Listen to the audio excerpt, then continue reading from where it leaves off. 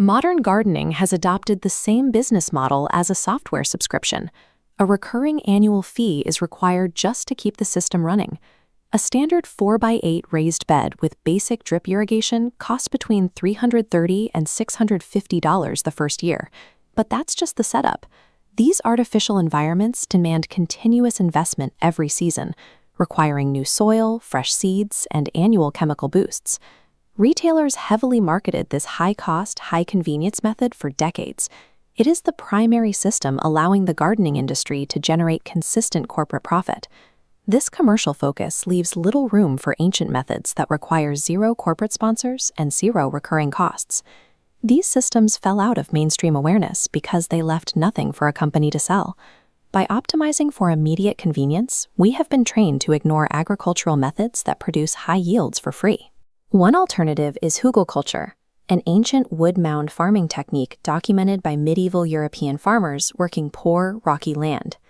Another is the buried clay pot irrigation system, or CPIS, which uses porous ceramic vessels to manage water beneath the soil surface. These methodologies claim to provide larger harvests, decades of self-sustaining soil fertility, and a significant reduction in the need for manual watering. This directly challenges the modern agricultural default, which relies on spraying massive amounts of pressurized water onto flat, nutrient-depleted dirt.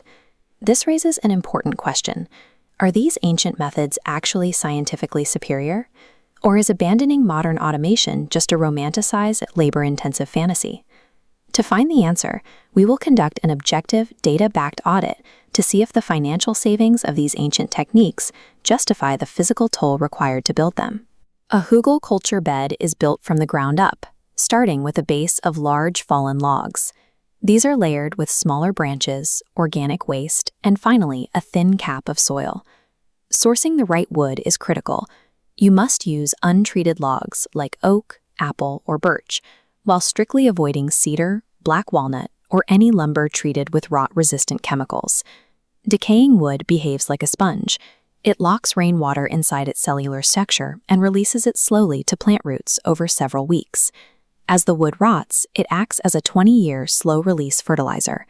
This creates a living habitat for earthworms and beneficial bacteria that enrich the ground while you sleep. Critics often dismiss hügelkultur by claiming that burying high-carbon wood causes soil bacteria to steal nitrogen from plants, eventually turning crops yellow. A University of Wisconsin study tested this and found it to be a misunderstanding of soil biology. Large wood is decomposed primarily by fungi, not bacteria. These fungi do not rob the soil. They actively enrich its nitrogen levels. Since the materials are often sourced from yard waste, a hügelkultur bed costs virtually nothing. This changes the way you pay for your garden. This method trades recurring financial costs for an intense burst of upfront manual labor. In exchange, it offers decades of total horticultural independence. For water management, we look at the clay pot irrigation system. Unglazed pots made from a 4:1 clay-to-sand ratio are buried up to their necks between plants. These pots are auto-regulative. Water seeps through the porous clay only when the surrounding soil becomes dry, delivering water directly to the root zone. The modern alternative is drip irrigation, which is valued in commercial agriculture for its automation and precision. A 2023 study in Rwanda tested buried clay pots against drip irrigation in cabbage production to see which system performed better in a controlled environment. This chart shows total water used. The buried clay pots achieved a 40.23% increase in water savings compared to the automated drip system. When measuring water productivity, the clay pots reached 36.17 kilograms, while drip irrigation managed 25.4. The trade-off is physical. While the pots are more efficient, they require the manual labor of hand filling and take up physical space in the bed. The data shows that ancient clay pots outperform pressurized drip lines in efficiency. This forces a choice between resource conservation and human convenience. Deciding on a gardening method is a choice between two different types of payment, financial capital or physical labor. This quadrant chart maps gardening costs. Modern raised beds with drip systems sit in the top left. High financial investment, low upfront labor, yielding low resource efficiency.